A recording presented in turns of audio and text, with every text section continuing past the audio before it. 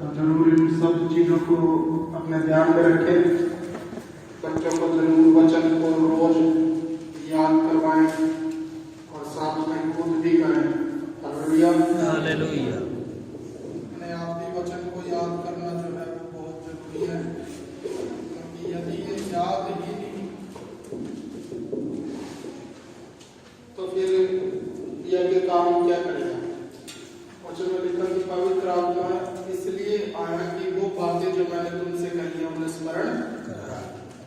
यीशु मसीह जो बातें आपसे बोलते हैं उन्हें याद करवाने के लिए भी पवित्र आत्मा है। जो प्रभु की बातें हैं, परमेश्वर का वचन है, वो आपको याद कराएगा, मगर कम से कम वो आपके अंदर तो होना चाहिए। यदि हमारे अंदर वचन है ही नहीं तो वो याद क्या कराएगा। अगर हमने कुछ पढ़ा ही नहीं तो हमें याद क्या आएगा। यदि हमने कुछ सुना ही नहीं तो हमारी समझ में क्या आएगा। इन बातों को हम समझने के लिए तरह तरह की बातचीत के अंदर से जा रहे हैं। और पिछली बार हमने एक विषय को देखा था। वो विषय क्या था? तुम सत्य को जानोगे और सत्य तुम्हें स्वतंत्र करेगा। अब ये जो इसके अंदर हमने क्या क्या चीजें सीखी थी कि हमारा काम क्या है? सत्य को जानना और समस्याएं सुलझाना। समस्याएं सुलझाना ये किसका काम है? सत्य का काम है। क्यों से सत्य का? जिसको हम जानेंगे। हाँ जी, जिसकी हम पहचान में पड़ेंगे, जिसको हम जानने के लिए कोशिश कर रहे हैं। हालेलुया। क्योंकि अब हम सत्य को क्यों खोजें, क्यों हमें सच्चाई की खोज करनी है? कारण प्रभु का वचन बता रहा है कि हम कई तरह के बंधनों में फंसे हैं। बंधन कौन कौन से थे? शैतान, पाप की रास्ता, अंधकार, गुलामी, मृत्यु की गुलामी। और इसके अलावा भी बहुत सारे इसके रिजल्ट क्या आ रहे थे। कोई रोगों में फंस गया, कोई परिवारों में, कोई कलेशों में, कोई लड़ाइयों में, कोई गरीबी में, कोई कर्ज में, कोई किसी चीज में, कोई किसी चीज में फंस के बैठ गया। अब ये समस्याओं की जड़ जो है वो हमारी गुलामी है जी। हमारी जो दिमाग के ऊपर उसने एक कैप्चर किया हुआ है, ये इसकी जड़ है। हम कह रहे हैं कि भाई यहाँ से पानी नीचे गिरता है इस कंसीडर से, तो क्या कर रहे, इसी के ऊपर चेपियां लगाए जा रहे, टेपे लगाए जा रहे, इसी के ऊपर कुछ कुछ करी जा रहे। करना क्या है? इसके ऊपर जाके जहाँ से पानी आ रहा है वहां पे बंद करो। अब ये काम नहीं करेंगे। क्यों? क्योंकि कई सारी समस्याएं हैं, कौन करें। मगर यहाँ पे इस छोटे से एरिया में टेपे चेपियां लगाना जो है ये आसान लगता है, इसलिए हम इसी को करते हैं। जहां से पानी आ रहा है उसको रोकने के लिए हमारे पास उतनी ताकत है। मगर प्रभु का वचन कह रहा है कि जब कभी मनुष्य समस्या में पड़े तो उसे क्या करना चाहिए? सत्य की खोज करनी चाहिए। कई बार हम सोचते हैं कि सत्य की खोज करना तो पहले लोगों का है ना। जब कोई काम दाम नहीं होगा तब हम क्या करेंगे? सत्य की खोज। जब हमें कोई यूज ही नहीं है, जब हमें कुछ करना ही नहीं, सत्य को खोज के करोगे है ना। अगर कोई बाहर जाए पानी भर के लाए तो उसको कोई यूज होगा तभी तो लेके आ रहा है। अगर बाहर गए दुकान से कुछ लाए तो यूज होगा तभी तो लेके आ रहे। जब कोई यूज ही नहीं है तो करोगे क्या? सत्य का। परमेश्वर ने इसे हमें इसलिए दिया ताकि हमारे जीवन में जीवन से जुड़ी चीजें आ जाए। और दूसरे नंबर पे भक्ति से जुड़ी चीजें आ जाए। मगर इससे पहले, इसकी पहचान में बढ़ने से पहले हमें क्या करना पड़ेगा? पहले इस निकार से, दुष्ट से, संसार के ईश्वर से और अधर्म से, पाप से, मृत्यु से छूटना पड़ेगा। ये जो हमारे ऊपर कब्जा करके बैठा ना, इससे छूटना पड़ेगा। आगे भी इससे छूट के तब आपको समझ आएगी कि क्या ठीक है और क्या गलत है। सबसे पहले यदि आप इस चीज को समझ पाए कि भाई मेरे लिए रास्ता कौन सा सही है, तब आपका बिल्कुल सही तरीके से सफर भी शुरू हो जाएगा। आज हम उसी विषय को आगे बढ़ाएंगे और उस विषय के साथ जो अगला वचन है वो हमें इस तरीके से कह रहा है कि नीति वचन की किताब उसका 1 अध्याय और उसका 7 वचन। वापस हम फिर वही जाएंगे, मगर आज हम इसके अंदर एक विषय को ऐड करने जा रहे हैं क्योंकि ये उसकी पहचान के लिए बहुत ज्यादा एक जरूरी बातें आज हमारे सामने रखने की कोशिश करें। पहला हिस्सा पढ़ेंगे बस उसका इसी वचन की किताब उसका एक अध्याय और उसका 7 वचन उसका सिर्फ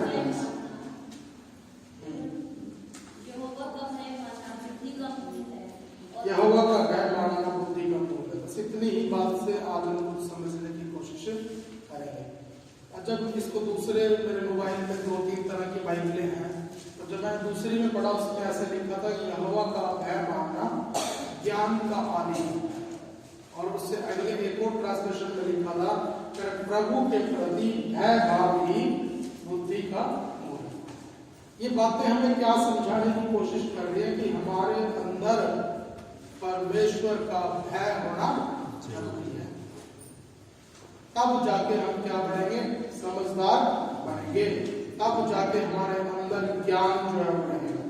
जब पवित्र वचन ज्ञान के विषय में बात करता है तो ये कोई शब्दों का ज्ञान नहीं है, ये कोई विषय नहीं है जो किसी ने कुछ पढ़ के हमें सुना दिया हो, ये कोई बात की नॉलेज नहीं, कोई फॉर्मूला नहीं जो हमने लिख लिया हो, इस तरीके की बात नहीं है।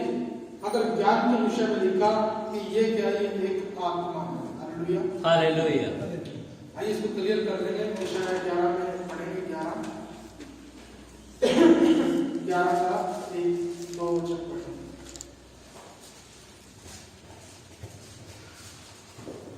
तब यीशु के ठूठ में से एक डाली फूट निकलेगी और उसकी जड़ में से एक शाखा निकलकर फलवंत होगी। यहोवा का आत्मा बुद्धि और समझ का आत्मा, युक्ति और पराक्रम का आत्मा और ज्ञान और यहोवा के भय का आत्मा उस पर ठहरा रहेगा। अच्छा, तो ज्ञान क्या है इसकी बात कर रहा है, ये कोई शब्दों की पढ़ाई लिखाई की बात नहीं कर रहा है, ये किसकी बात कर रहा है, ये एक प्रकार की आत्मा की बात कर रहा है। कह रहा है कि ये आत्मा हमें चाहिए तो हमें क्या करना पड़ेगा, परमेश्वर का भय मानना पड़ेगा। अब हम इस ज्ञान को करेंगे क्या, ये ज्ञान कोई हमें साइंस की नॉलेज नहीं दे रहा है, इस ज्ञान का मतलब कोई नॉलेज नहीं है, इसके बारे में साइंस लॉजिक की आपको एजुकेशन देना ये इसका मकसद नहीं है। हम निकालेंगे प्रकाश वाक्य की किताब उसका 13 अध्याय और उसका 18 वचन पढ़ेंगे।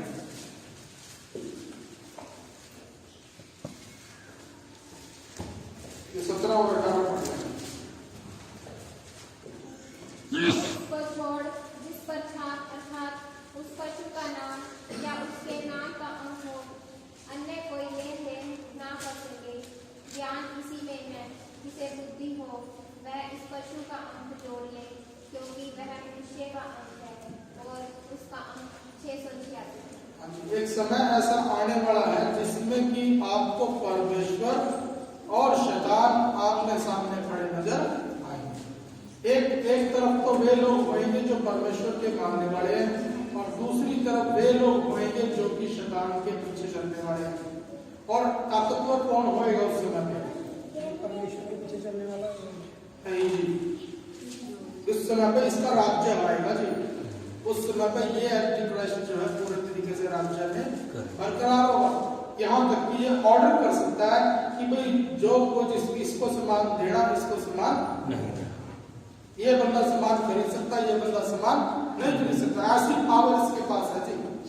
और कैसी पावर है इसके पास, कह रहे कि वो अगर मूर्ति में चाहे तो जान डाल दे। और उसके बाद कौन सी पावर है, उसके पास ऐसी पावर है कि आसमान से आग भी गिरा दे। उसके पास ऐसी पावर है कि पवित्र लोगों से लड़े और जीत जाए। उसके पास ऐसी पावर है कि वो किसी को भी कुछ भी बोल सकता है। हालेलुया। अब ऐसे हालात के अंदर कह रहा है कि वो एक स्टेप जब निकालेगा तो हर एक को माथे पे या हाथ पे उसे लेना पड़ेगा। अब इस समय पे वो स्टेप कौन सी, अब कई लोग डर जा रहे हैं, यूट्यूब पे फेसबुक पे पता नहीं क्या क्या चल रहा है। कोई कह रहा है कि ये 666 है, कोई कह रहा है वो 666 है। अब उलझने और कंफ्यूजन बढ़ी हुई है। मगर पवित्र वचन क्या कह रहा है कि जिसके पास ज्ञान है, जिसके पास ज्ञान है, जिसके पास बुद्धि है, कह रहा वो इसके नंबर पर जोड़ के जाने। हालेलुया। हालेलुया। तो परमेश्वर के द्वारा उसका भय मानने से जो बुद्धि और ज्ञान मिलता है वो किस लिए, आपको मैथ के सवाल समझाने के लिए नहीं मिला जी, आपको अपनी समस्याओं का समाधान करने के लिए, बढ़िया प्लानिंग करने के लिए नहीं मिला जी। वो आपको और कोई अच्छे से कोई तिगड़म बढ़ाने के लिए नहीं मिला, बल्कि किस लिए मिला? ताकि विपरीत परिस्थिति आते ही आप शैतान की चालबाजी को समझ सको। कल को यह ना कह देना कि मेरी तो जिस समझ में आया, या फिर किसी और ने हमें उल्टा सीधा ही फरमा दिया और हमने क्या कर लिया? नुकसान कर लिया। जैसे कि वो बात होती है कि फायर जो होता है बुझाने का, और एक कुहाड़ी सी होती है, वो कहाँ लगा होता है? एक शीशे के पीछे लगा होता है। इसके लिए क्या करना पड़ता है? शीशा तोड़ना पड़ता है। तोड़ने के बाद आप बंदा सोच ले कि एक छोटी सी आग की तिगड़ी जलाई किसी ने और जाके उसने शीशा तोड़ दिया। इसका क्या मतलब हुआ? बंदे ने क्या बोलेगा? क्या जैसे आग लगने पे तो इसको लगाते हैं, कर पे माचिस की तिल्ली जलाने पे भी तो यही करेंगे। ऐसे ही हो रहा जी, ऐसे ही रस्ते लग रही है जी। आप लोगों को इतना परेशान कर दिया गया कि इन बातों को लेके आगे एंटी ब्रस्ट लगा, आगे एंटी ब्रस्ट लगा। लोग क्या हो रहे? बार बार जाके शीशा तोड़ दे रहे, पूरे घर में चिटा चिटा पाउडर सा छिड़क दे रहे, कहीं पर भी पानी को बहा दे रहे, और फिर लोग क्या हो जाएंगे इस चीज से तंग। और जब तंग हो जाएंगे ऑटोमेटिकली आगे प्रकट हो जाएगा। मगर कौन लोग तंग नहीं होंगे? कौन लोग तंग नहीं होंगे? जिसको नॉलेज है भाई माचिस की तिल्ली से थोड़ी कर पूछेगा। कोई ज्यादा आग लगेगी तभी तो जाके उसे तोड़ेंगे, सिर्फ मार के भी मैं बुझा दूंगा। जिसको ये नॉलेज है, जिसको ये ज्ञान है, वही तो नहीं है बाकी जाके नुकसान करेगा। तो इसलिए पवित्र वचन हमसे कह रहा है कि जिसके अंदर ज्ञान को समझ ले। ज्ञान समझ में आगे क्यों चाहिए? ये ज्ञान, ये बुद्धि क्यों चाहिए? ताकि हम शैतान की चालबाजियों को समझ सकें। पौलुस क्यों जीत सका? क्योंकि वचन लिखा कर मैं उसकी युक्तियों से अनजान नहीं। मगर हम क्यों नहीं जीत पा रहे? क्योंकि हमें उसके बारे में पता ही कुछ नहीं है। इसलिए वो पता ही लगता कि कब क्या काम करके चला गया। आधी बार तो हम आपस में लड़ते रह जाते हैं, आधी बार तो हम आपस में ही क्लेश करते रह जाएंगे और वो अपना काम करके भी चला जाएगा। तो पवित्र वचन आज के दिन में हमसे कह रहा है कि यहोवा का भय मानना बुद्धि का, यदि हम समझदार होना चाह रहे हैं, ये आत्मा ग्रहण करना चाह रहे हैं, तो किसका? बुद्धि का, जो कि परमेश्वर का आत्मा है। यदि इसे ग्रहण करना तो आपको परमेश्वर का भय मानना पड़ेगा। Hallelujah, hallelujah. अब अगर यहाँ तक बात आए, मैं अगर 100 बंदों से पूछूं कि आप परमेश्वर का भय मानते हो, तो 100 के 100 बोलेंगे हाँ जी मानते हैं।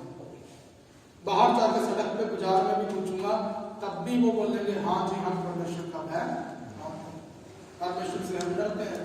ये सारी बातें जानवरली बस वैसे ही बोली जा रही है, मगर इनका कोई मतलब नहीं। कैसे पता चलता है कि परमेश्वर का भय मानते हैं या नहीं मानते? क्योंकि इसमें लिखा हुआ कह रहा है कि जब हम भय मानते हैं तो डर के समय हमारी पूरी ताकत एक साथ काम करती है। डर के टाइम पे पूरी ताकत एक साथ काम करती है। और इसके लिए कैसे एग्जाम्पल है? मान लो कोई बीमार पड़ा, जाके एक सांप उसके ऊपर फेंक दो, फिर क्या करेगा? वो छलांग मार के खड़ा होगा जी। अभी हिल भी नहीं पा रहा था, मगर अचानक से ये ताकत कहां से आ रही?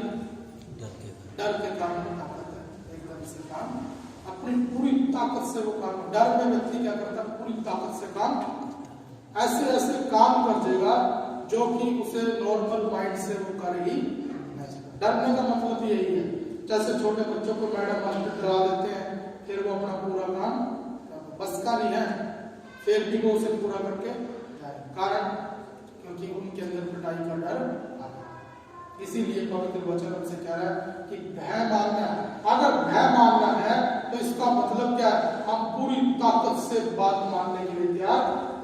Hallelujah, hallelujah, hallelujah. यदि मैं कहूं कि भाई मैं परमेश्वर का भय मान रहा हूं और उसके वचन को पूरी ताकत से मानता नहीं, इसका मतलब क्या? मैं भय मान रहा है, फिर कोई भय मान नहीं। क्यों? क्योंकि बात तो उसकी कोई भी मानता नहीं। अगर कोई बच्चा कहे कि मैं मैडम का बड़ा डर मान रहा हूँ, मगर स्कूल का काम एक दिन भी नहीं करके ले जाता, तो वो मैडम से डरता है क्या? मास्टर से डरता है क्या? वो कहाँ डरता? डरता होता तो क्या करता? काम करके लेके जाना था उसे, मगर काम करके नहीं लेके जा रहा। इसका मतलब इससे क्या साबित हो गया? कि उसका कोई डर मान नहीं है। अब इस चीज को समझ लेना जी, पवित्र वचन से स्पष्टता से कह रहा है कि अपनी पूरी शक्ति से, बल्कि शक्ति से भी बाहर होकर क्या करेंगे, मानने के प्रयास करते हैं, तब इसे मानते हैं कि बंदा डर रहा है, क्या नहीं जी? नहीं तो फिर नकली का डर है ना, फिर असली डर तो नहीं है, फिर क्या है? नकली का डर। नकली का डर इसी कारण से है क्योंकि उसने कोई एफर्ट उसमें लगाए। अगर डरते होते तो जरूर डर भी मानते, और इसी कारण से, इसी चीज से पता लग जाएगा कि भाई हम क्या करते हैं, परमेश्वर का भय मानते हैं। दूसरी कंडीशन क्या होती है? अगर कोई भय मानता है तो उसका दूसरी कंडीशन क्या है? दूसरी कंडीशन ये है कि मेरे को किसी ने बोला था कि ये काम करना, ये काम करना, और मैंने वो काम किया, अब तो टाइम निकल गया, अब मैं क्या करूंगा? अगर मैं उसका भय मान रहा तो उससे पश्चाताप करके उससे मेल मिलाप भी करूंगा। क्यों? क्योंकि मुझे क्या है, उसका भय मानना है, मैं उसके साथ साथ बने रहना चाह रहा हूं। यदि मैं उसकी बात नहीं मानूंगा तो वो मुझे अपने पास रखेगा, सिंपल सी बात है। इसी कारण से मैं क्या करूंगा, वापस उससे मेल मिलाप करूंगा, वापस मेल मिलाप करना। अब एक एग्जाम्पल के तौर पे समझ लो कि यदि परमेश्वर का भय हम मान रहे हैं और हमने उसका कोई वचन तोड़ दिया, उसकी कोई आज्ञा तोड़ दी, तो फिर हम क्या करेंगे? अगर उसका भय मानते होंगे तो वापस उससे पश्चाताप करके वापस मेल मिलाप करेंगे। यदि कोई भय नहीं मानते ना, चलो उसका क्या है, तो कुछ भी कहता, तो फिर दोबारा कोई माफी भी मांगेगा, कोई मन फिराव के ऊपर काम करेगा नहीं, कोई किसी भी तरीके से प्रभु के साथ वापस जुड़ने की कोई कोशिश करेगा नहीं जी। अगर परमेश्वर का भय मानते हो तो नंबर 1, पूरी ताकत से परमेश्वर की आज्ञा मानो। नंबर 2, यदि कोई आज्ञा टूट भी गई तो वापस उसके साथ तुरंत मेल मिलाप करो। Hallelujah, hallelujah, hallelujah, hallelujah, hallelujah, hallelujah. इस चीज को समझे कि पहली बात क्या है, यदि भय मानेंगे तो क्या करेंगे? जोर से बोलो जी, माइक में बचा ऐसी कौन सी क्या कैसे मान रही? पहली बात क्या है? पूरी ताकत से परमेश्वर का, परमेश्वर की आज्ञा मानेंगे जी।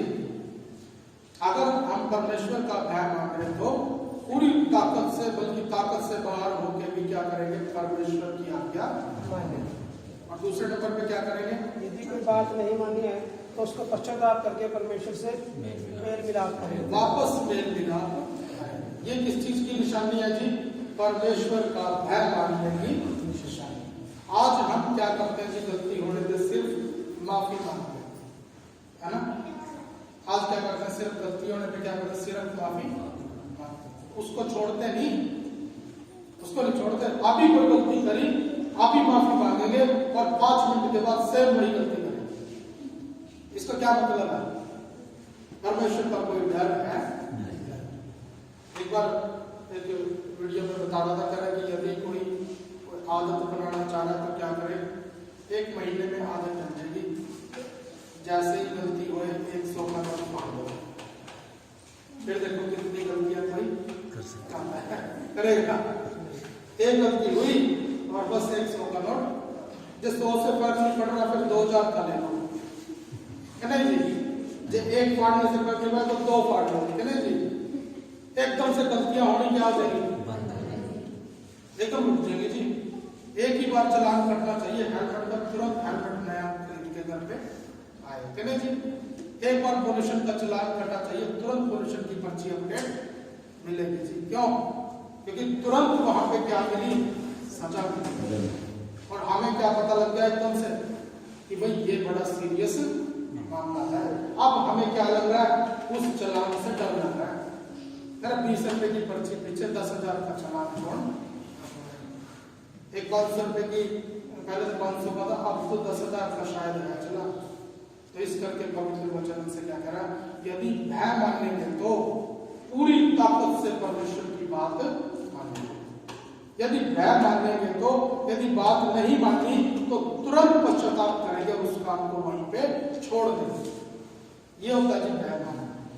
मगर आज कलीसिया को पता नहीं कौन सा संदेश मिल गया कि वो क्या कर रहे हैं? सिर्फ क्या कर रहे हैं? गलती मान रही है जवाब से, उसके ऊपर कोई काम करती नहीं। वचन को सिर्फ किस लिए पढ़ रहे हैं, किसी और कारणों से पढ़ रहे हैं, कारण आपको सबको पता, मगर ये किस लिए है कि हम परमेश्वर के भय में बढ़े। और उसका मकसद है क्या कि परमेश्वर अपनी आत्मा देगा। अगर ये आत्मा आपके पास ना हुई और उस समय पे हम कोई अंदाजा लगा पाएंगे, हमें सब कुछ क्या लगेगा, ठीक हो रहा है। हम कई बार पहले ही नुकसान कर बैठेंगे टाइम से पहले ही। तो इसीलिए पवित्र वचन हमसे कह रहा है कि यदि भय मानना है तो अपने आप को किस लिए तैयार करें, आज्ञाकारिता के लिए तैयार करें। यदि कोई आज्ञा नहीं मान पाए तो परमेश्वर के सामने जब तक वो शांति न दे दे उससे पश्चाताप, ये जबानी ना, जब तक ये जबानी बातें कलीसिया के अंदर से नहीं जाएगी तब तक कलीसिया बनेगी, क्योंकि ये आत्मा उनके अंदर बिना आज्ञाकारिता के काम नहीं है। बिना आज्ञाकारी लोगों के अंदर कौन सी आत्मा काम करती है, दुष्टता की आत्मा काम करती है। यह धर्म का भेद काम करता है, किनमें, आज्ञा ना मानने। यदि आप आज्ञाकारी हो तो आपके अंदर बुद्धि और समझ की आत्मा काम करेगी। यदि आप आज्ञाकारी नहीं हो तो अधर्म का भेद काम करेगा, जो आपको और ज्यादा बात ना मानने के लिए प्रेरित करेगा, और ज्यादा प्रभु के विरोध में चलने के लिए काम करेगा। वो कहते कोई बात नहीं, प्रभु तो दयालु है, क्षमा करने वाला परमेश्वर है, तो फिर ऐसे ही स्वर्ग में बुला लेता हमें क्यों यीशु मसीह को जमीन पे भेज दिया, क्योंकि न्यायी परमेश्वर है। 1% भी इसमें कोई झोल करेगा नहीं, बिल्कुल एक एक चीज का हिसाब करके हमें आगे बढ़ाएगा। एक और इसके अंदर शब्द है, उसको समझने की कोशिश करें तो कि हम इस भय के अंदर बढ़ क्यों नहीं पा रहे। ये जो परमेश्वर का भय है, हमें परमेश्वर की आत्मा दिलाने के लिए आ रहा है, इसके अंदर हम बढ़ क्यों नहीं पा रहे। क्या कारण है, परमेश्वर के बारे में भी जानते नहीं जानते, इसमें से पता लग जाएगा, मगर फिर भी हम उस परमेश्वर का भय इस तरीके से क्यों नहीं मान पा रहे जिस तरीके से बाइबल के लोगों ने माना। हमारे अंदर जरूर कहीं ना कहीं कुछ ना कुछ तो तरीके में फॉल्ट है। यदि हमें वो फॉल्ट पता लग जाए तो मेरा विश्वास है कि हम सब जन इसके ऊपर कोशिश करेंगे। तो जो अगली बात हम इस चीज को समझने के लिए जान सकते हैं वो है कि इस संसार को स्थायी और सब कुछ मान बैठे हैं। इस संसार को स्थायी और सब कुछ मान बैठे हैं, इसलिए जो कुछ भी कर रहे हैं वो सब किस लिए कर रहे हैं, इसी के लिए कर रहे हैं। और फिर पेंट में क्या भी देने की, ये जीवन तो एक मट्टी का है ना, भूत लगेगी तो गल जाएगा। इस सारे संसार के व्यापक को क्या बोल देंगे, ये तो जी सेकंड की बात है जी। ऐसे के बारे में क्या बोल, ये तो जी हफ्तों की मैल है जी। ऐसे करके कई शब्द बोल भी रहे हैं, मगर उन्हीं के लिए पूरा जीवन भर समर्पित करके बैठे हैं। लोगों ने अपने परिवार के अंदर भी कई सैक्रिफाइस को कर दिया जी, किस लिए, ताकि संसार की नजर में क्या बन जाए, थोड़े से अच्छे। लोगों ने अपने कामकाज को भी क्या कर दिया, नुकसान के अंदर चले गए, इसके लिए ताकि ये संसार क्या रहे, किसी तरीके से राजी खुशी बने। और भी कई तरीकों को, कई विचारों को हमने अपने जीवन में ढो रहे हैं, अच्छे नहीं लगते, मानने का मन नहीं है, फिर भी मान रहे हैं, क्योंकि संसार किसी तरीके से क्या रहना चाहिए, बना रहना चाहिए। यहां तक कि जब ये चीजें, ये जो ढोंग, ये जो ऊपर का जो परत है, ये कभी टूटने लगती है तो फिर हम कहां इधर उधर इसका इलाज करने में लग जाते हैं। आज की डेट में 70% लोग सिर्फ अपने इसी संसारिक जीवन को किसी तरीके मेंटेन करने में अपने सारे 100% साधनों को लगा के बैठे। कहीं आएंगे जाएंगे तब भी किसी कोई पारिवारिक जीवन क्या हो जाए, थोड़ा सा ठीक तरीके से चलने लगे, संसारिक जीवन थोड़ा सा ठीक तरीके से चलने लगे, इसमें सारा पैसा लगा देंगे जी। एग्जाम्पल कहाँ मिलेंगे, तो ब्याह शादी है ना, भाई जितने पैसे हैं उतने खर्च लो, और जितने नहीं है फिर बाकी में क्या करो, थोड़ा सा ब्रेक, आंटी जी फोन को वाइब्रेशन पे लगा ऐसे ठीक, और भी चेक कर लो जी कोई अगर किसी का वाइब्रेशन मिलेगी आपको, वो वाइब्रेशन पे लगा। तो अब जो इस संसार के अंदर रहते हुए किसी तरीके से क्या चल रहा है, बस इस संसार के किसी तरीके से काम सही से करना चाहिए। एग्जाम्पल के तौर पर ब्याह शादी में भी जितने पैसे हैं उतने खर्च हो, फिर भी कर्जा लेके भी क्या करेंगे, ब्याह शादी के पैसे घर बनाए लेकिन जितने में रहना उतने को बनाओ, जो फैसिलिटी चाहिए वो डालो, एक्स्ट्रा भी इसके ऊपर लगा के क्यों करें लोग क्या हर लोग को भी बढ़ने भी नहीं देंगे, नहीं जी, लोगों को अंदर घुसना भी लाओ, कहीं अंदर कुत्ते भी पाल के बाहर छोड़े हुए और अपने इस तरीके से, मगर इन चीजों में क्यों उलझे हुए, इन चीजों की तरफ इस संसार को क्या मान बैठे, स्थायी मान बैठे और इसी को अपना सब कुछ मानते हैं। अब जब इसमें से चीजें घटने लगती हैं, मान लो घर के अंदर से कोई चीज घटने लगी तो फिर हम उसका इलाज करने निकल जाएंगे, किसी से सलाह लेंगे, किसी से बातचीत करेंगे, चलो रास्ते में कोई परमेश्वर वाला भी मिल गया उसको पकड़ के ले आएंगे, मगर मकसद क्या है, सिर्फ ये घर किसी तरीके से ठीक ठाक कामकाज को लेकर कई बार ऐसे ही परेशानी होती है, तो उसके अंदर भी बस उसे बना लेने भर की ही क्या है मेहनत, जैसे ही वो सही से बड़ा वैसे ही तू कौन और मैं, अब बस अपने अपने रास्ते क्या करेंगे जाएंगे। और भी इसी तरीके से इस संसारिक बातों के लिए ही सारी खोजबीन चल रही है, इस संसारिक बातों और चीजों के लिए ही सब चीजों को इस्तेमाल किया जा रहा है। ये एक कारण है जिन परमेश्वर का भय नहीं मान रहे।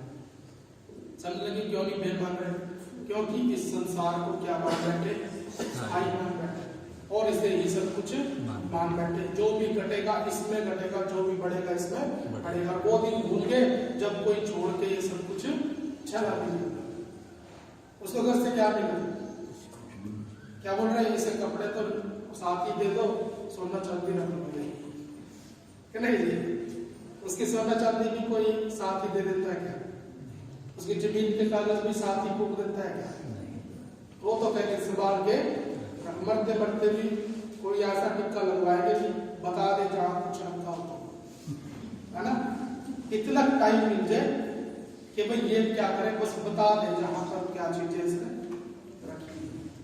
तो ये संसार है जी, ये क्या करता है, किसी को कुछ देता, जो आपने खा लिया, जो आपने पहन लिया, जो आपने यूज कर लिया वही आपका है।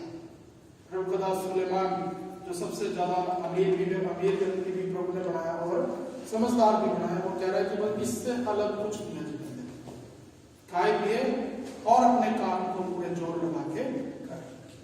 ये चीज परमेश्वर का वचन बता रहा, मगर क्योंकि इससे उलट शिक्षा के अंदर आके इंसान ने क्या कर दिया, इस संसार को ही सब कुछ मान बैठा है जी। अब वो इसको ही बनाने में, इसी को भरने में लगा हुआ है, मगर इसमें से उसे मिलता कुछ भी नहीं। बाद में क्या मिलेगा, कल्पना ही मिलेगी, बाद में वो दुख के साथ बोलेगा कि मैंने क्या किया, कुछ भी इंजॉय करा, अब मैं क्या से जी रहा, बेकार में ये सारी चीजें करके मुझे राष्ट्र में यहाँ मरना, लड़ाई झगड़ों के कारण होता है। परिवारों के अंदर लड़ाई झगड़ों का मेन कारण ही इस तरीके से शुरू हो जाए। अब हम क्या करें, पवित्र वचन के अंदर पहली चीज हमें बताई गई कि ये पहला कारण है कि हम परमेश्वर का भय नहीं मान रहे हैं, क्योंकि संसार को भरने से फुर्सत ही नहीं है, इस संसार के बारे में दिमाग हटता ही नहीं है जी, इस संसार को मेंटेन करने के बाद ताकत कुछ बचती ही नहीं है, इसी को भरने में जो कि नाकाम है, एक दिन यही छोड़ देंगे और कोई साथ में कुछ देगा भी नहीं है। बल्कि मिस्र के राजा रुजा थे, वे तो फिर भी बहुत सारा सोना चांदी क्या लेके मरते थे, मगर आज ऐसा कोई रिवाज, लोगों ने वो भी उनकी कब्रें खोद के सोना चांदी निकाल के ले गए। अब क्या कर लिया फिर उसका, हड़िया हड़िया बढ़िया अंदर, इस करके इन चीजों को समझना है। दूसरी बात जो हम इस चीज को करने के लिए कोशिश करते हैं वो है नंबर 2 पे, इस संसार को सबसे ज्यादा प्यारा जानते हैं। क्यों परमेश्वर का भय नहीं मान रहे, पहला कारण तो इसे सब कुछ मानते हैं, और दूसरे नंबर पे इसको ही सबसे ज्यादा प्यार भी करते हैं। कई बार कहेंगे संसार दुख दे रहा तो छोड़ता क्यों नहीं है, हम कहेंगे नहीं जी कोई नहीं दुख दे रहे, फिर भी इसी में क्या करेंगे, बढ़ते रहे, इनके बगैर भी क्या जिंदगी है। इस तरीके की बातों के अंदर आके बंदा क्या करता है, हमको देखे भी धोखा खाने में लगा हुआ। क्या बोलता है, सारे इसी खड्डे में गिरे, मैं भी यही में आके गिरूंगा, नहीं मैं दूसरे खड्डे में क्यों गिरूं, मैं भी इसी में गिरूंगा। सारी दुनिया ऐसे कर रही, मैं भी वैसे ही करूंगा, क्योंकि ऐसा करने में उसे क्या लगता है, बड़ा अच्छा लगता है। ऐसे ऐसे रीति रिवाज कई बार छोटे छोटे बच्चों को क्या करते हैं, धागे बांध देते हैं। बांधते किसको है, मेरा मानना है कि जानवरों को बांधते हैं। क्यों बांधते हैं, ताकि इधर उधर निकल के कहीं चला। अब वो लोग क्यों बांध रहे, जो तुमने आशीष देनी, जो बरकत देनी, ऐसी तो रैंक को जा परमेश्वर ने तो कोई नहीं तो फिर इतने सारे बाल बढ़ाए, इनकी बाड़ा नहीं बढ़ा सकता था कि नहीं जी, बांध देता गले में, बाल तो होते ही है, मगर ऐसा वो नहीं कर रहा, तो हमें करने की क्या जरूरत है। मगर इन बातों को कोई समझता नहीं जी, तक तो वहां कई बार क्या हो जाती है, नजर लग जाती है। इस तरीके की बातों के अंदर आके क्या होगा जी, ये बातें क्या है, बहुत ज्यादा प्रिय है।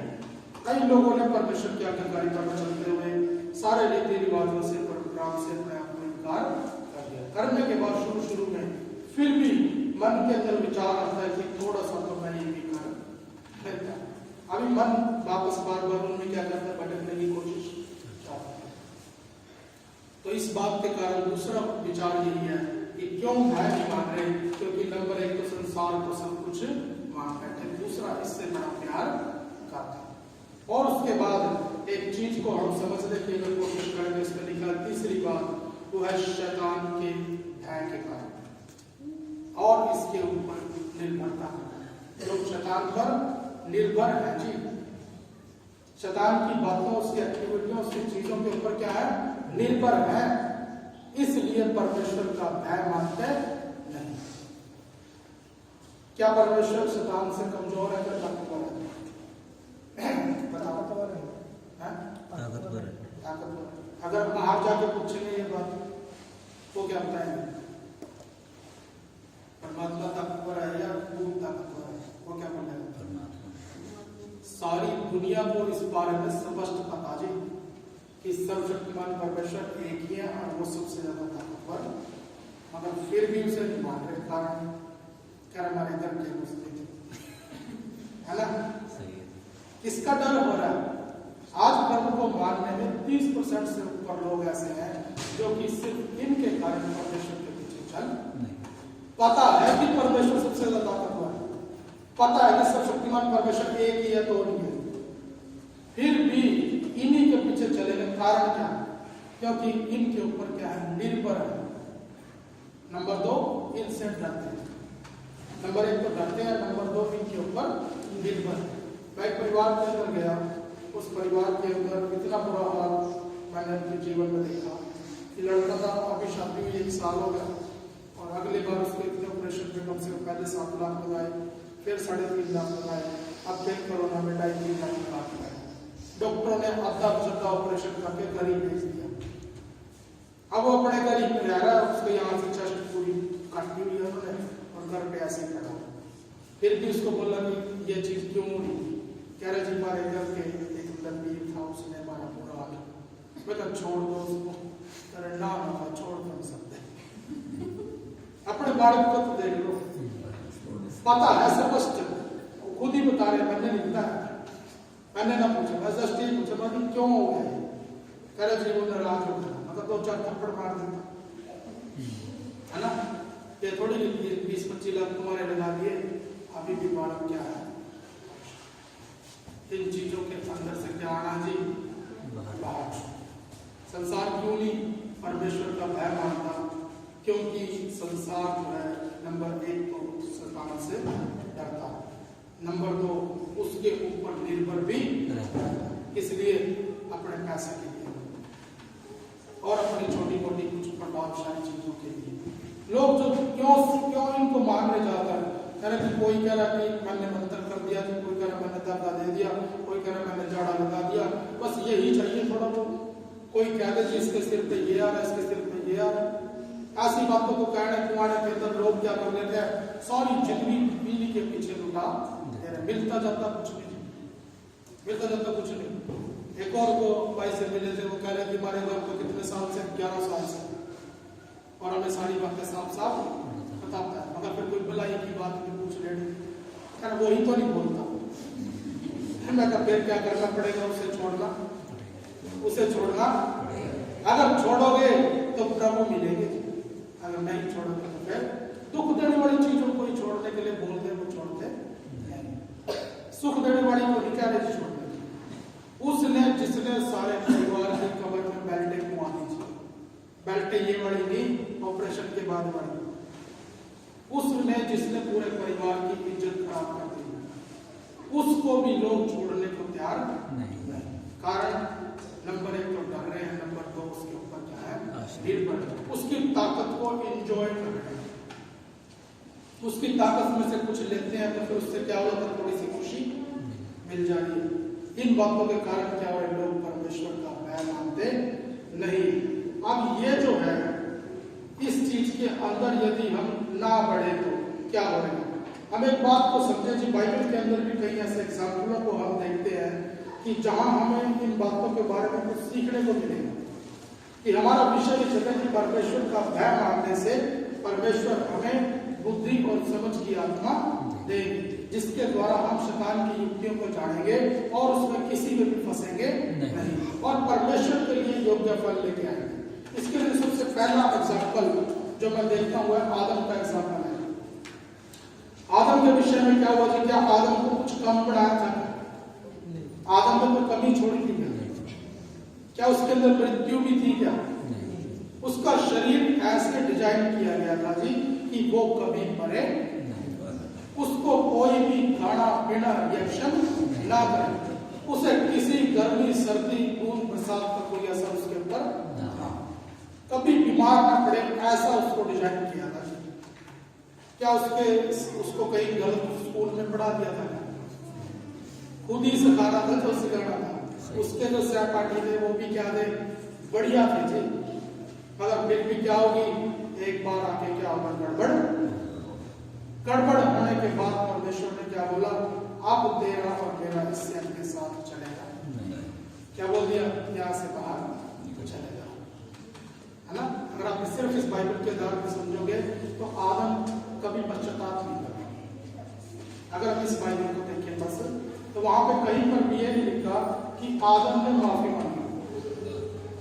आदम ने क्यों नहीं माफी मांगी, क्या ये कह सकते उसके पास समझ नहीं होगी शायद, या बुद्धि नहीं होगी समझ शायद, मगर जब दूसरी किताबों को पढ़ते हैं तो पता लगता है कि भाई उसने क्या किया था, प्रायश्चित तो कर लिया था, मगर उस प्रायश्चित के ऊपर क्या नहीं करा, विश्वास नहीं, क्योंकि आदम क्या था, जीवित था। जीवित क्यों था वो, जीवित क्यों था, क्योंकि उसने उस प्रायश्चित का प्रयोग उस समय में किया, क्योंकि 7 चीजें थी, एक जन बता रहा था यूट्यूब पे कोई चीज सिखा रहा था, तो उसने बोला था कि परमेश्वर ने आदम से पहले 7 चीजों को बनाया, जिसमें से एक प्रायश्चित थी, कभी अगर से गलती हो जाए तो तू इसका इस्तेमाल करके जीवित बना दे।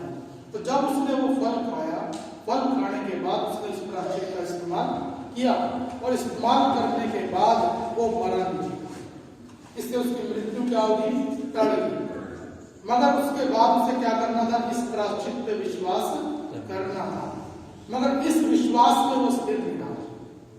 प्रायश्चित तो उसने कर लिया, मृत्यु से बच गया। आज तक हम भी अपने सिर घुमा घुमा के रहे कि मरा क्यों नहीं है, क्योंकि परमेश्वर ने बोला था, मगर वो पहले किस चीज की तैयारी में था, पहले प्रायश्चित करके बैठा, मगर गलती कहाँ हुई, वो इस प्रायश्चित के ऊपर विश्वास नहीं कर सका।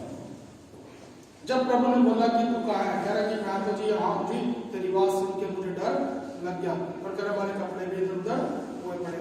तो प्रभु कह रहे किसने बोला, यानी कि प्रायश्चित करने के बाद उसे अपने आप को पहले जैसा ही देखना था जी, उसे अपने आप को पहले जैसा ही महसूस भी करना था। अब ये बात परमेश्वर की दृष्टि में तो हट गया, मगर उसकी दृष्टि में से नहीं हटा। क्यों, क्योंकि विश्वास नहीं है कि इससे काम हुआ होगा या नहीं। जीवन बच गया, फिर भी विश्वास नहीं है कि ये चीज ऐसे होगी या नहीं होगी। इसी विश्वास की कमी के कारण परमेश्वर कहते हैं अब तू क्या करना है, रास्ता अलग से अरे खाने पीने के लिए क्या करेगा, मेहनत करो, है ना। जो विश्वास नहीं करेगा वो क्या करेगा, ऐसे ही संसार में मिट्टी के साथ मिट्टी होना पड़ेगा।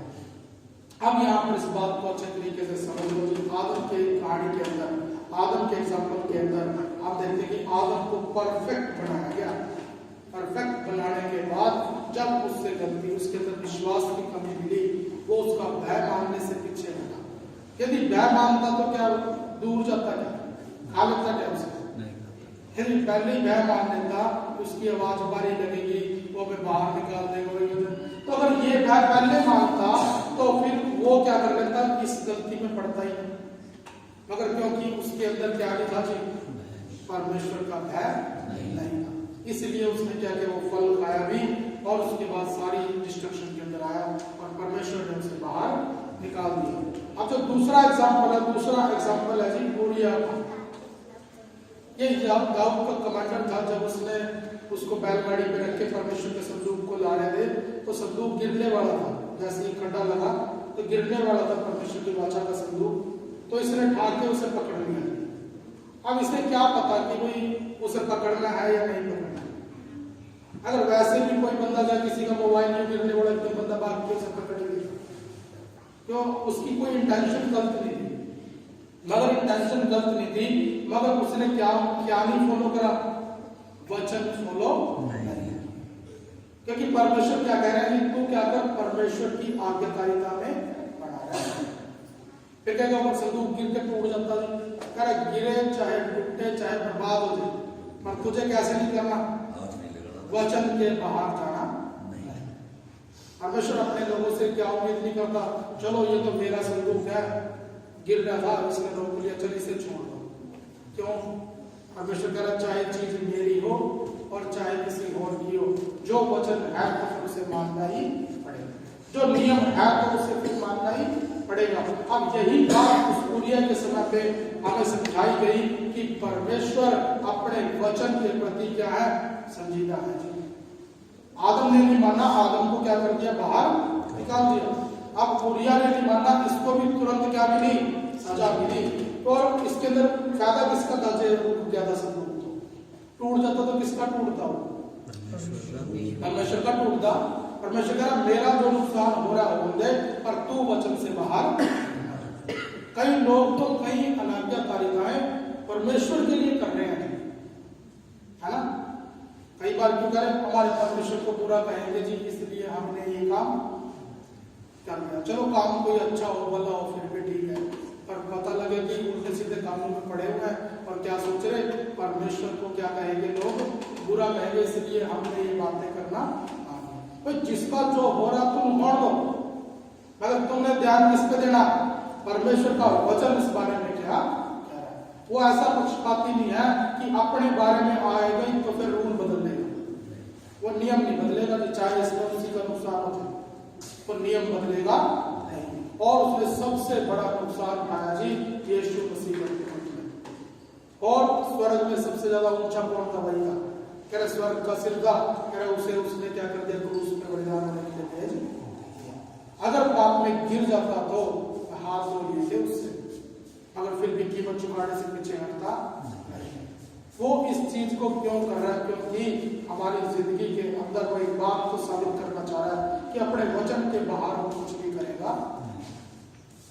हम जो चाहे उसके अंदर आ सकते हैं जी, मगर आपको कैसे जाना पड़ेगा, वचन के अनुसार जाना पड़ेगा। ज्यादा रोने से, ज्यादा खुशी होने से वो काम करता नहीं। कैसे काम करता है जी, अपने पवित्र वचन के अनुसार काम करता है। कई बार हमें बहुत अच्छा लगता है कई चीजों को करते हुए, आराधना करते हुए या कुछ या वचन को अध्ययन करते हुए, मगर वो इन सब से बढ़ के एक बात देखना चाह रहा है कि ये वचन आपके अंदर है या नहीं। आप अपनी जिंदगी जीने के लिए किन तरीकों का इस्तेमाल करते हो, ये बात तो आपके अंदर जांचेगा जी। अगर आपके तरीके जो है संसारिक है तो फिर आपसे प्रसन्न नहीं है वो, इस बात को समझ लेना चाहिए। क्योंकि जब उसने परफेक्ट आदम के साथ ऐसा किया, उरिया के साथ ऐसा किया। और एक और एग्जांपल है इसके साथ, अगर हम समझने की कोशिश करें कि इजराइल जो था परमेश्वर के द्वारा बनाया गया, उसकी रक्षा करने के लिए कौन आता था जी, स्वयं परमेश्वर आए। उनसे ये भी बोल दिया, सारी दुनिया घोड़े और रथों के साथ अपनी सेना को मजबूत करती है, तुम ना करना। भाई सारी दुनिया के पास घोड़े और रथ है, तुम्हारे पास ही नहीं है, तुम पैदल लड़ोगे क्या? कह रहा लड़ो, पैदल ही लड़ोगे। तो कोई कह नहीं सकता कि भाई ऐसे तो हम हार जाएंगे। अगर इस्राएल जो है बिना घोड़ों और रथों के ही दुश्मनों से लड़ता, ना सिर्फ लड़ता था बल्कि जीतता भी। क्यों जीत पाता था? क्योंकि परमेश्वर उनकी तरफ होके लड़ता। एक बार तो 200-300 लोगों के जरिए उसने कई लाख की सेना को हराया था। ये बात तो हिस्ट्री में दर्ज है। और ऐसी ऐसी चीजों को परमेश्वर ने कर करके दिखाया कि जिन चीजों के द्वारा लोगों को आज भी यकीन करना मुश्किल है, मगर हिस्ट्री में दर्ज है, इसलिए माननी ही पड़ेगी। अब एक और बात इसमें समझ लो, जो दक्षिण इसराइल था, इसराइल 2 हिस्सों में बटा था, एक उत्तर का और एक दक्षिण का। जो दक्षिण वाला था, इन्होंने परमेश्वर की बात नहीं मानी, मगर क्या इनके लिए प्रभु ने कीमत चुकाई थी। इन्हें भी वो दूसरों की तरह मिस्र की गुलामी में से निकाल के लाया था। इन्हें भी उसने उनके निज भाग के अंदर बसाया था। इन्हें भी सेम आशीषें दी, सेम सुरक्षा दी, मगर इन्होंने जब उसकी बात नहीं मानी तो बाइबल बताते कि आज तक वो अज्ञात है। इसराइल के 12 गोत्र थे, 12 में से 10 आज भी क्या है? अज्ञात, लापता है। उनको ढूंढने से भी वो मिलते नहीं। 10 के 10 गोत्र कहां कर दिए? परमेश्वर ने पूरे संसार में फैला दिया, किसी को नहीं पता वो आज कहां है। क्यों? क्योंकि बात मानने को क्या नहीं दे, प्यार नहीं। अब दूसरी बात, एक उत्तरी इसराइल की, जो ऊपर वाला इसराइल था, वो प्रभु की बात कभी मान लेता था, कभी नहीं मानता था। मगर जो लास्ट टाइम जो बिल्कुल हद होगी, यीशु मसीह को क्रूस पे चढ़ाया, ये सबसे बड़ी आज्ञाकारी था उसके लिए। 1800 साल तक उनका देश गुजरा रहा। एक घर, एक परिवार की बात नहीं कर रहे हैं, पूरे देश की बात कर रहे हैं, 1800 साल तक। और जिस कब्र की मैं बात कर रहा था, वो उसी शहर में 1800 साल तक किसी कंट्री के अधीन रहे। चाहते तो वो तोड़ देते थे कि नहीं, मगर उन्होंने भी उसे तोड़ा। ये बातों को समझते हैं तो हमें क्या पता लगता है? परमेश्वर अपने वचन के प्रति क्या है? बहुत सीरियस है। परमेश्वर अपनी बात मानने वाले लोगों को बड़े दूर से देखता है और बड़े प्यार से रखता भी है। और जो बात मान के उसके पास आता है, उसके साथ उसका व्यवहार ही आता है। आज हम इन बातों को समझे कि परमेश्वर के साथ हमारा व्यवहार हो तो वो किस तरीके से है। अब एक और नए नियम के अंदर से एक एग्जाम्पल को लें। जब उन्होंने 72 चेलों को बुलाया था, उनको चंगा करने के अधिकार दिए, दुष्टात्माएं निकालने की शक्ति दी, और उन्हें सारे प्रकार के रोगियों को चंगा करने की शक्ति भी दी। मगर जब उनको वचन सिखाना शुरू किया, उनको आज्ञाकारिता में बढ़ना शुरू किया, उनको बोला कि मेरे पास आओ, जो मैं कह रहा हूं उसका विश्वास करो, तो तब उनको क्या होगी? परेशानी होना शुरू हो गई। तो प्रभु क्या कह रहे हैं? तुम जहां रास्ता तुम्हें मिलता है वहां पर चले जाओ। क्यों बोला उनसे? क्योंकि वो क्या थे? शक्ति में तो ठीक थे, जब तक वावा हो रही थी तब तक तो ठीक थे, मगर जब बात मानने के लिए बोला, आज्ञाकारिता में बढ़ने के लिए बोला, उसका भय मान के उसके पीछे चलने के लिए बोला, तो तभी उनको क्या होगी? बेचैनी। तो प्रभु ने बोला कि 72 में से कितने रह गए? 12 रह गए जी, 12 रह गए। और 12 रहने के बाद फिर क्या हो गया? बाकी के 60 को छोड़ के चले गए। वचन में क्या लिखा? कह रहा और फिर दोबारा वो यीशु के पीछे नहीं चले। ऐसा नहीं कि बाद में आ गया और कोई वापस नहीं, कोई नहीं आया उनमें से। मगर प्रभु क्या मानते हैं? उनसे भी पूछने का, क्या तुम भी जाओगे? क्या तुम भी जाओगे क्या? तो पतरस क्या बोल रहा?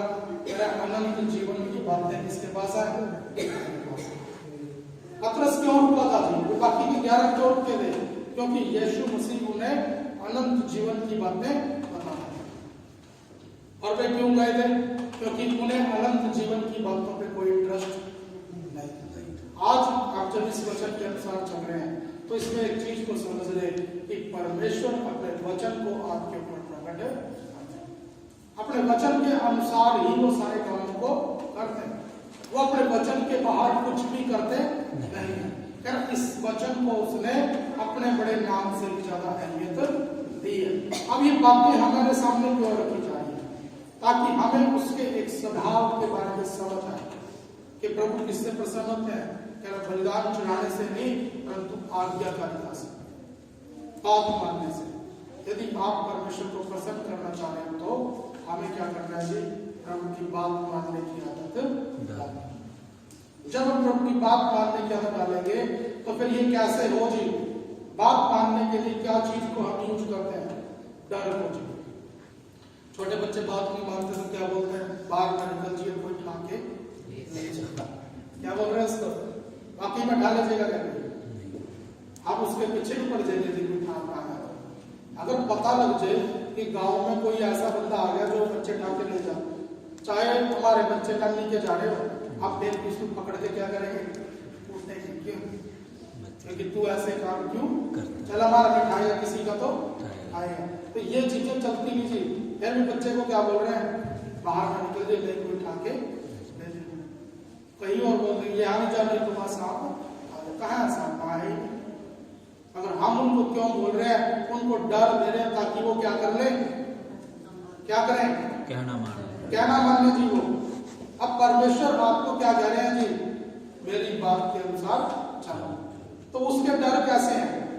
क्या आपको वाकई में कोई उठा ले जाए? ऐसी योजना बना के बैठा है, ऐसी योजना बना के बैठा कि तुम्हारा एक नुकसान हो जाए, ऐसा नहीं। मगर उसने बोला ताकि हम क्या करें? उसकी बात मानना शुरू करें। कई लोग व्यवस्था की बातों के अंदर से सवाल उठाते हैं कि भाई प्रभु ऐसे ऐसे सजाएं दे रहे हैं जी, ऐसे ऐसे रोग भेज रहा है, ऐसे ऐसी विपत्तियां भेज रहा है।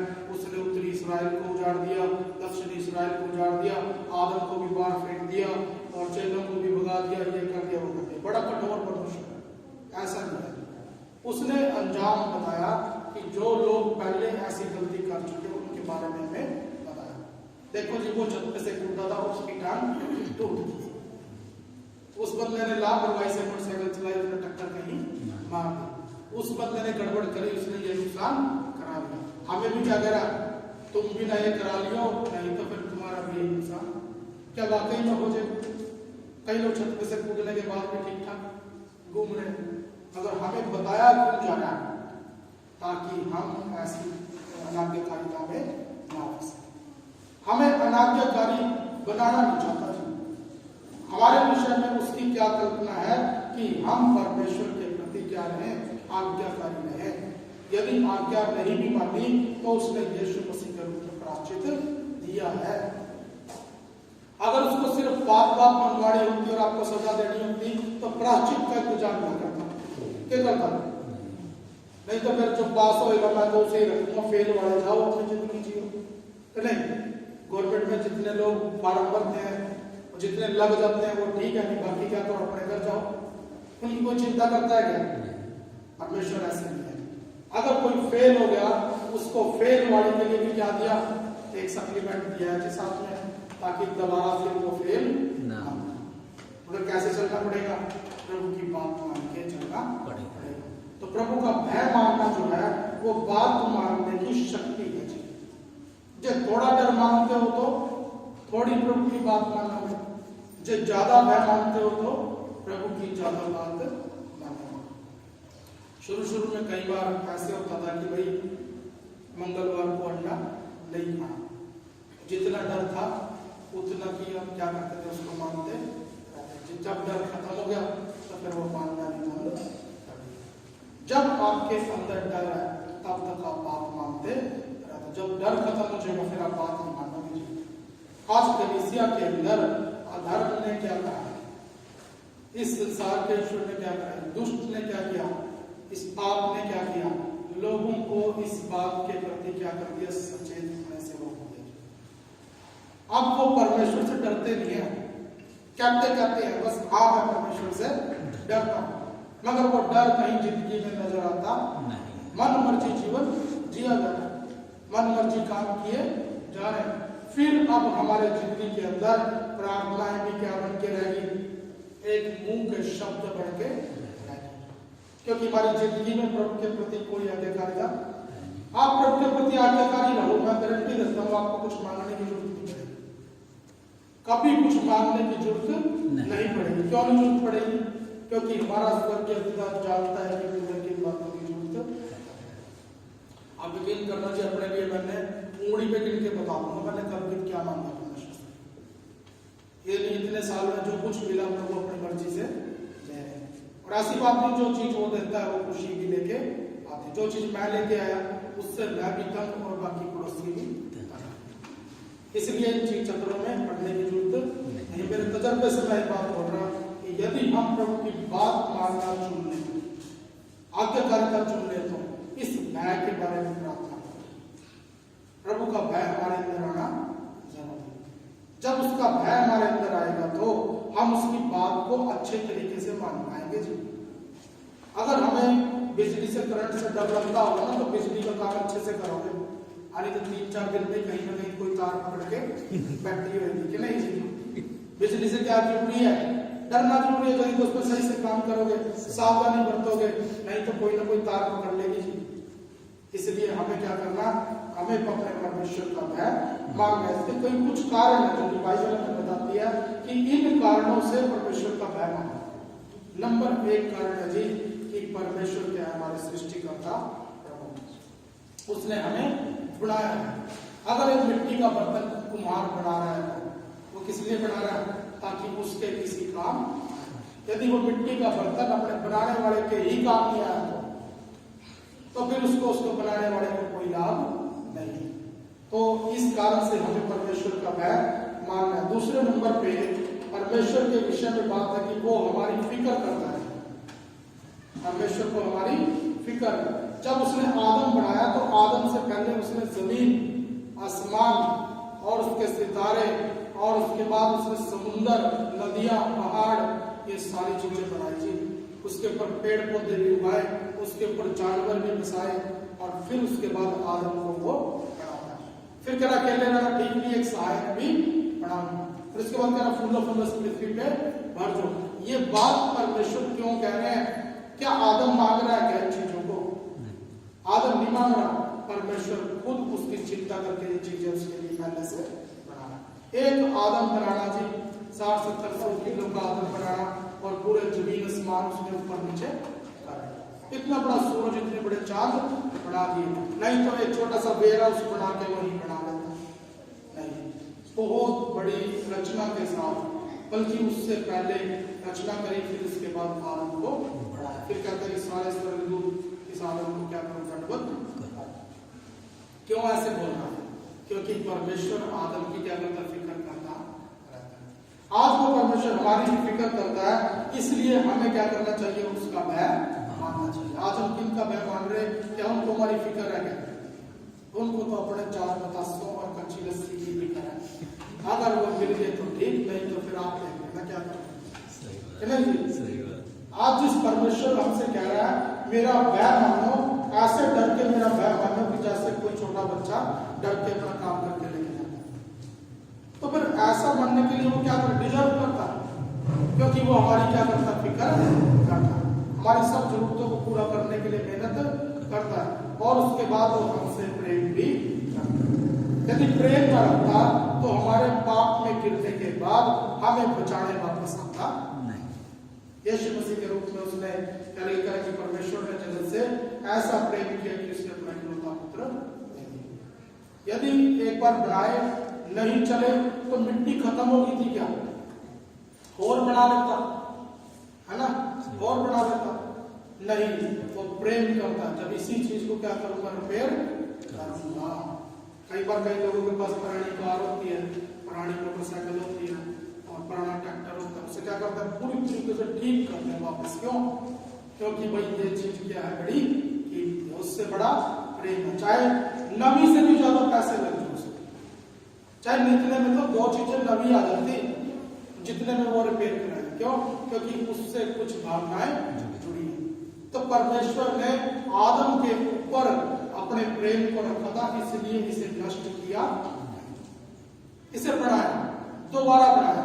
नष्ट होने के बाद भी आज तक मेहनत कर रहा है कि क्या कर ले, वापस पहले जैसा बन जाए।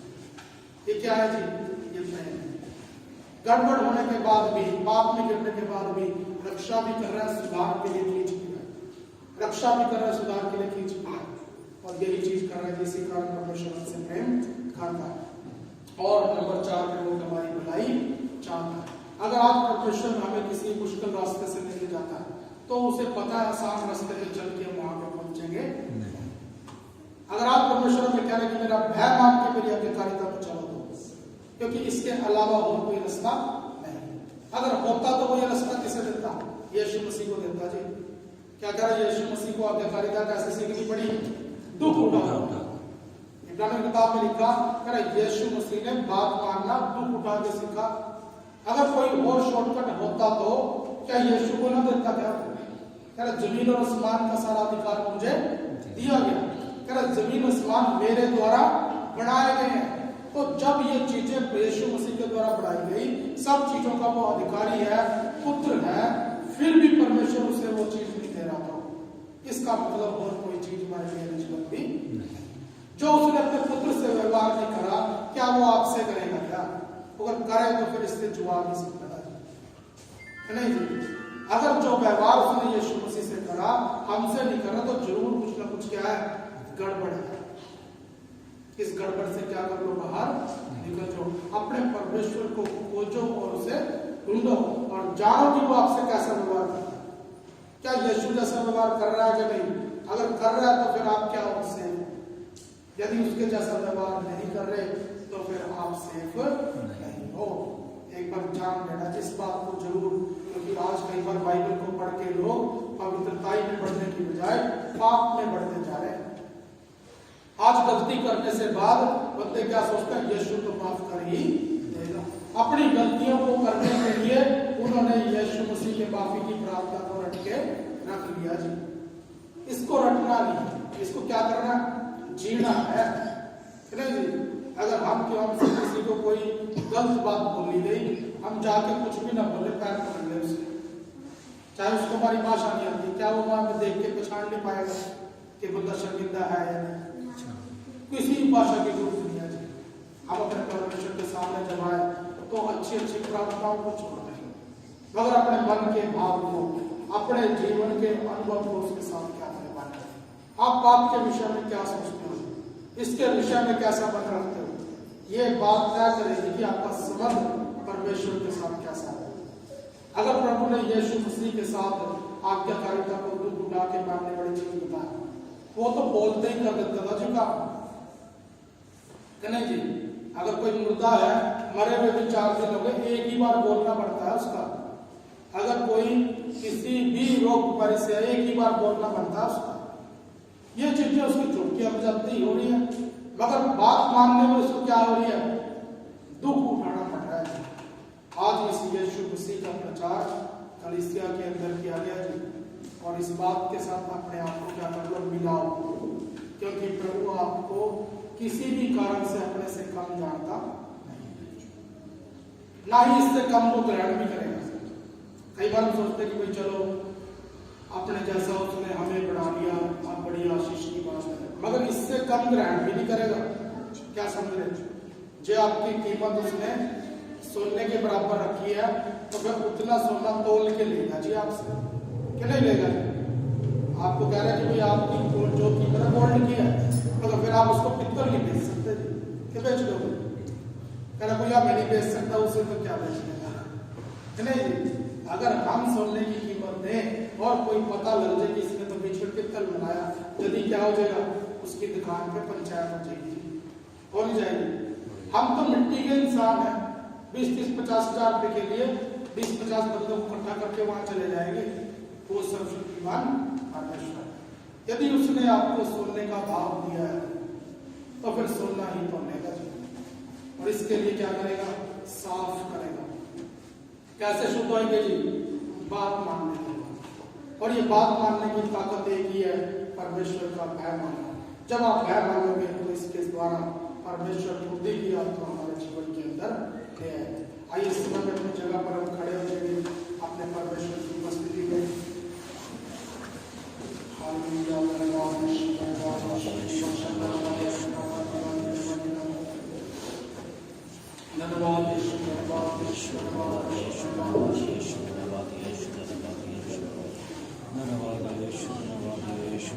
हालेलुया हालेलुया हालेलुया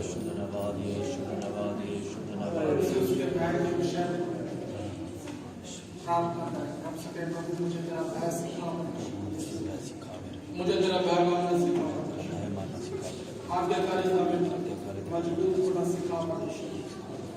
आपकी दया को हमारे जीवन के लिए उपयोग करो परमेश्वर। प्रभु जी आपके भय मानने को समझो जाने परमेश्वर।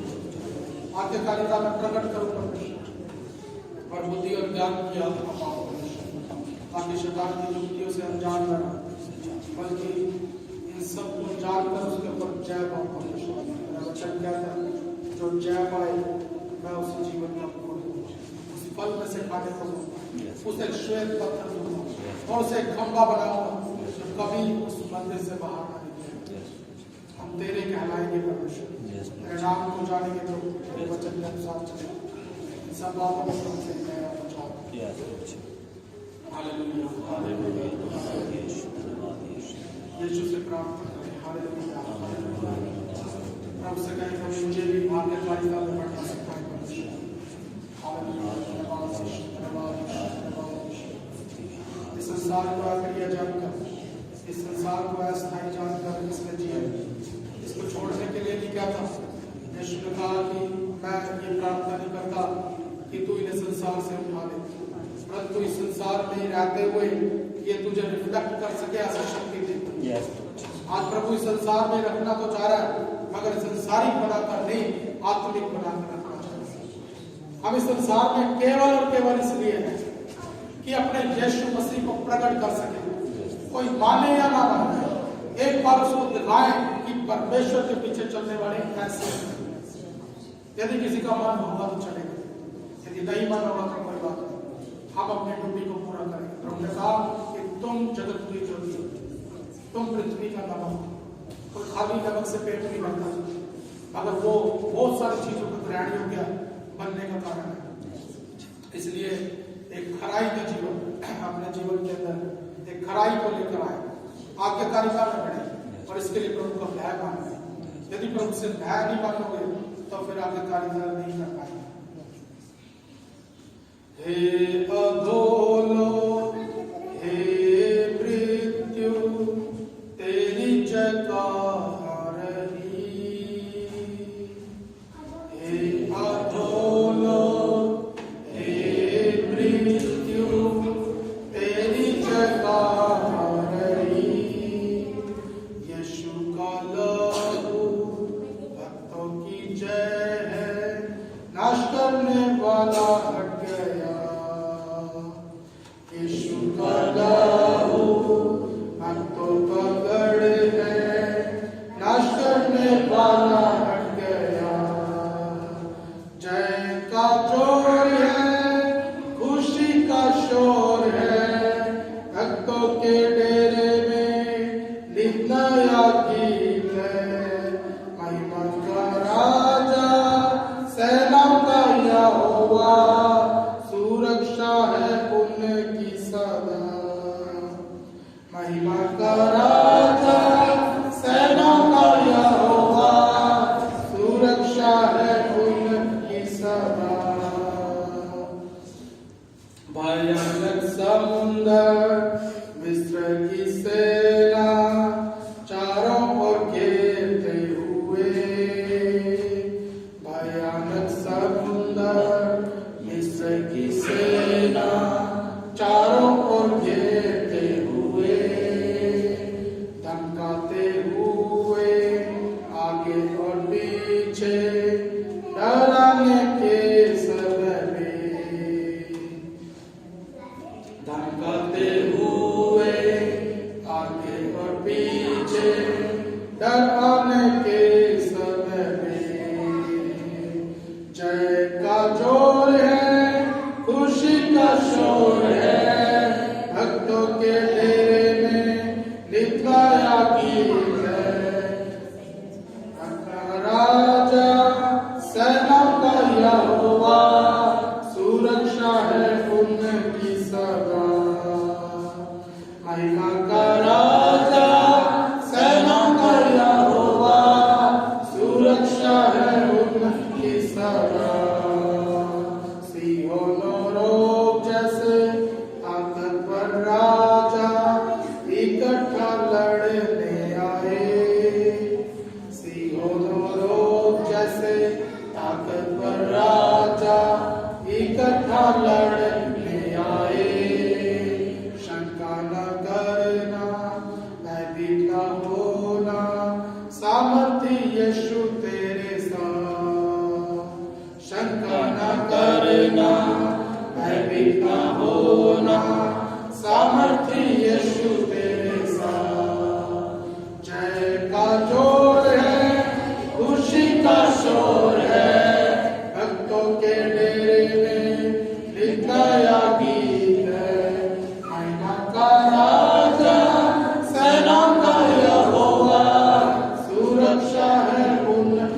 सदा। अंधेरी घाटी में चलते समय रोशनी वो देता तुझे। अंधेरी घाटी में चलते समय रोशनी वो देता तुझे। उसके सोटे और लाठी से तसल्ली देता तुझे। उसके सोटे और लाठी से तसल्ली देता तुझे। जय का जोर है, खुशी का शोर है, भक्तों के डेरे में नित नया गीत है। महिमा का राजा, सेना का यहोवा, सुरक्षा है उनकी सदा। महिमा का राजा, सेना का यहोवा, सुरक्षा है उनकी सदा। भूमि और भूमंडल नाश हो जाएंगे, अटल रहेगा वचन। भूमि और भूमंडल नाश हो जाएंगे, अटल रहेगा वचन। मौत मिट जाएगी, हम राज्य करेंगे युगानुयुग प्रभु के साथ। मौत मिट जाएगी, हम राज्य करेंगे युगानुयुग प्रभु के साथ। जय का जोर है, खुशी का शोर है, भक्तों के डेरे में नित नया गीत है। महिमा का राजा, सेना का यहोवा, सुरक्षा है उनकी सदा। महिमा का राजा, सेना का यहोवा, सुरक्षा है उनकी सदा। जय का जोर है, खुशी का शोर है, भक्तों के डेरे में नित नया गीत है। महिमा का राजा, सेना का यहोवा, सुरक्षा है उनकी सदा। आइए अपने प्रभु के सम्मुख अपनी आंखों को बंद करें, अपने हाथों को स्वर्ग की तरफ उठाएं, प्रभु से विनती करें प्रभु की आज के इस दिन में प्रभु जी आपके आत्मा में जो जय का जोर है परमेश्वर, वो हमारे जीवन के अंदर आज परमेश्वर। पिता हमारी प्रार्थना है प्रभु यहाँ पर मौजूद है कि जब आपकी इस सुरक्षा को अनुभव करें और जिन सब परेशानियों से उलझनों से बाहर आए प्रभु, जिसके अंदर वो उलझा हुआ खड़ा है परमेश्वर। विनती करते पिता एक एक जन को सत्य के आमने सामने खड़ा करना है, ताकि प्रभु जिन समस्याओं के अंदर लोग गिरे हैं प्रभु जी वो आजाद हो सके परमेश्वर। आज प्रभु जी हम बहुत सारे समस्याओं के अंदर पड़े हैं और केवल इन्हीं का समाधान करने में अपना सारा दिमाग, अपनी सारी ताकत और अपने सारे सोच विचार और साधनों को लगाए हुए हैं। परंतु प्रभु तेरा वचन क्या था कि तुम अपनी बची हुई सारी शक्ति सत्य को जानने में लगा, और जब इसको जान चुके तो इन सारी समस्याओं से ये सत्य तुम्हें स्वतंत्र करेगा। आज प्रभु जी तेरे वचन की जो शिक्षा है, तेरे वचन की जो ज्ञान है परमेश्वर, हम इसके अनुसार अपने जीवन को ढाले और बनाए प्रभु, और परमेश्वर जैसे तेरा वचन कहता है वैसा करें प्रभु जी।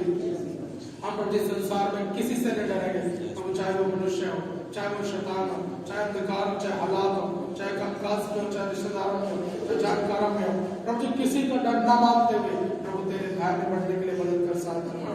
तेरी बात मानने की योग्यता दे प्रभु, और मुश्किल परिस्थितियों में भी तेरे वचन के अनुसार ठहरे रहने में आपकी ओर से सहायता करने पिता, सब बातों में आपका नाम आदर के योग्य से यहाँ पर मौजूद है जिन जन आपका भय माने, आपकी आज्ञाकारिता में बढ़े, और मुझे जो सिखाने दुख हो उसमें तेरी ओर से अनुग्रह कृपा मिलने के लिए प्रार्थना करते हैं। जो तेरी मर्जी मकसद है आपके लोगों के जीवन में आप पूरा कीजिए। परमेश्वर सारी प्रार्थना को उद्धार करता मसीह यीशु के नाम से कहते हैं आमीन आमीन। हमसे पिता परमेश्वर का प्रेम, प्रभु यीशु मसीह का अनुग्रह, पवित्र आत्मा की सहभागिता हम सबके साथ होती रहे आमीन। Hallelujah hallelujah hallelujah hallelujah hallelujah hallelujah. सबको जय मसीह की प्रभु।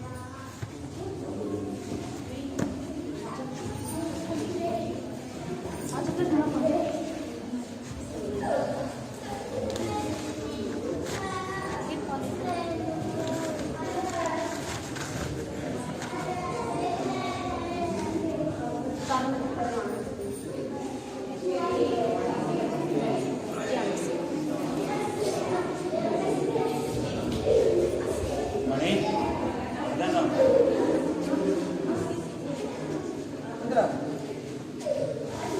लगा लगा वही सब लगा कान पकड़े मुर्गा बन चल खड़ा मुर्गा बढ़िया ऐसे नहीं जा